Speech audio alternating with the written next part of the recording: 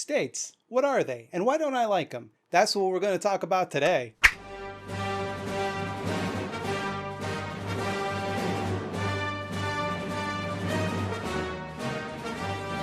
Welcome back, comrades and non-rads alike. I'm Slimeball Sue, and this is Questions and Anarchy, the only show on the internet. Please excuse the sound of my air conditioner and fan going in the background. As I said in the last video, which this one is filmed at the same time as, it's fucking 44 degrees with the humidex in Toronto right now, and that's real hot. It's real hot. In our last episode, we talked about hierarchies and why they're for the birds. Today, we're going to talk about the biggest and meanest, rootin' tootin'est hierarchy of them all, the state. Oh boy, I hate that dang old state, that rotten state of ours. But what is the state? It's complicated. Some people say it's the group that controls the legitimate use of violence in a geographic territory. Others say that it's a system of self-justifying rules and organizations. And other people say that it's synonymous with the word government, the most useless definition. Personally, I think of the state as the method through which coercive authority and hierarchy are maintained, which is kind of like a mishmash of all of those previous definitions. Does that sound a little vague? Well, there's a lot of different kinds of state, and it's kind of hard to pin down exactly what we're talking about. One thing that might be worth mentioning is things that anarchists are not talking about when we talk about the state. We're not talking about organization. We're not talking about social services. We're not talking about all of the things that the government does, some of which are useful and necessary. I want roads. I want tap water. I want libraries. None of those maintain coercive authority. In the last episode, which a link to should be appearing somewhere, see if you can find it, we talked about the problem with hierarchy. Well, states are rigidly hierarchical. Some people are in charge, and they tell the rest of us what to do. Even when they're elected, they're still in charge. So-called representative democracy justifies itself through an appeal to the public's consent. Why, they're not enforcing their will over you. They're acting on your best interests and in your name. They're advocating for you. And you get to choose who's in charge. And that's pretty much the same thing as being in charge of the government yourself, right? Right? Now you'll have to excuse me if I sound a little cynical about representative democracy. Let me give you an example of why I think it doesn't work. My Prime Minister, Justin Trudeau, campaigned on the idea of electoral reform. A lot of Canadians, like me, were sick of our dilapidated and incredibly bad first-past-the-post voting system. Justin Trudeau promised that when he got in office, the first thing he was going to do, he was going to sit down, he was going to take a look at how to fix that. He's going to get to the bottom of this electoral system of ours and get it in ship-shape condition. And then he got elected, and then he said, actually, I don't want to do this anymore because it would be bad for me and my shitty party. Because ultimately, politicians are not accountable to you. Most people don't get to decide what happens in their government. They just get to choose someone to represent them. If all of the politicians and all of the people that pay for the politicians get together in one tiny smoke-filled room and discuss what types of things will and will not be allowable this election, you actually have no recourse whatsoever because the government decides the law. And you actually don't have a voice in that process. All you get to do is occasionally beg someone else to plead your case for you. Once that law is established, you either follow it, or you get locked up, or tortured, or killed. Now, some laws are very fine laws. For example, I don't want people going around murdering each other. Laws against murder, those get the thought slime stamp of approval. Other laws, not so much. Other laws are less justifiable. For example, if you own the wrong type of plant, you can be arrested for that. If you're starving to death on the street and you jump into a dumpster to get food that someone else threw away, you can be arrested for that. If you're going to freeze to death on the street and you go into a house that some investment company has deliberately left vacant so that they can jack up the property prices in the area and just sleep there, you can be arrested for that. In some countries, if you love the wrong person, you can be arrested for that. What are you going to do, though? You got to have laws. The law is the law. You got to follow the law. It's the law to follow the law. Perhaps you've heard this system justified through appeals to the so-called social contract. The idea being that everyone sacrifices a little bit of their rights, and in turn, they get security and safety from the government. And since you live in a society with laws and governments, and therefore benefit from them, that means you agreed to it, whether you knew it or not. Hey, what's a contract, by the way? Well, it's an agreement between two parties that's enforceable by law. So the law is the law because it's the law. It just is.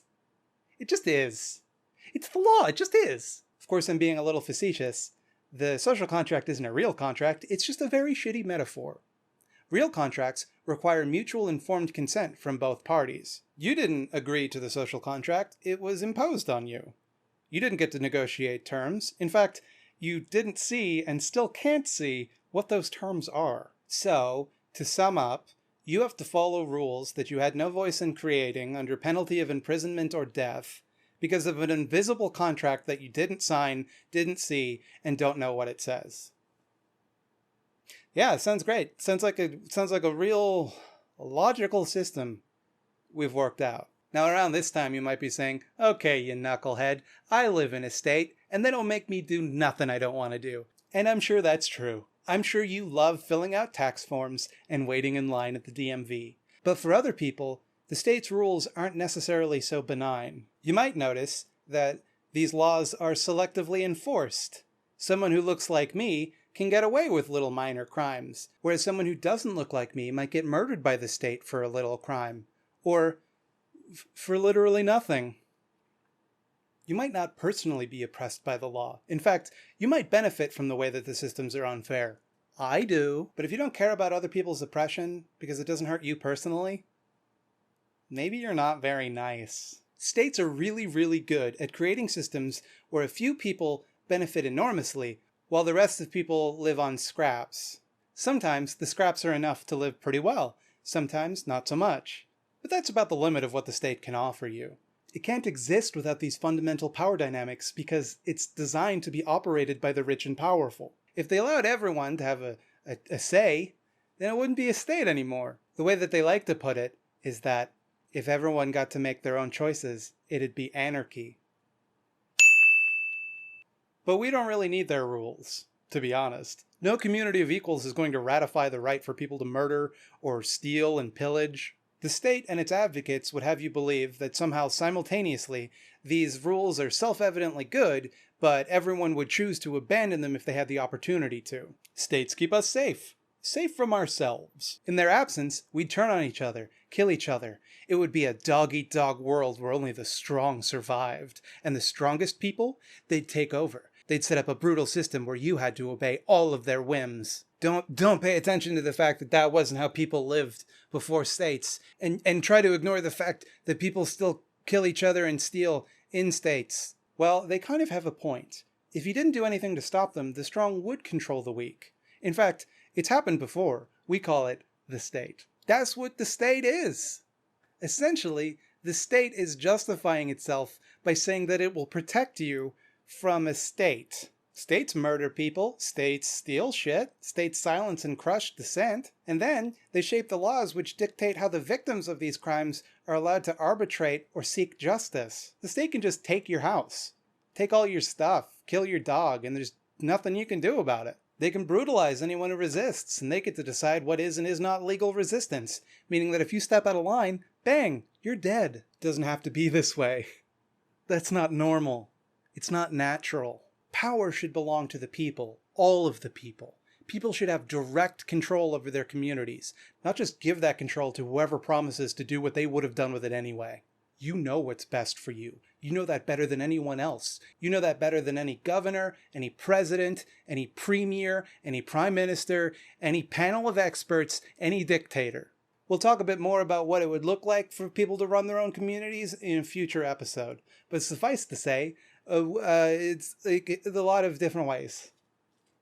There is one catch, though. There's one thing that has to be taken care of before any of this can happen. Communities have to be organized under the conditions that allow everyone to thrive. Because until everyone is free, no one is. If your freedom is conditional on your obedience, then you're not really free. You're just in a momentarily lenient prison. How do we eliminate the economical obstacles that prevent equality in society? What's stopping us? It's capitalism, which is what we're going to talk about in the next video. It's going to be a spicy one, so tune in, Anarchy fans!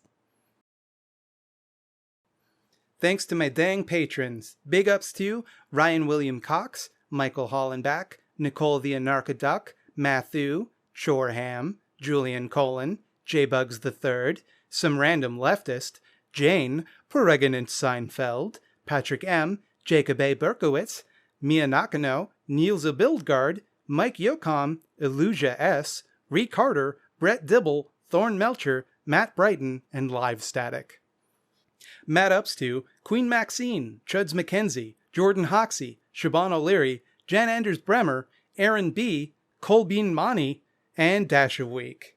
Join them in my hall of slimy heroes at patreon.com/thoughtslime. Like this video and subscribe to me, or my secret police will find you and tickle you.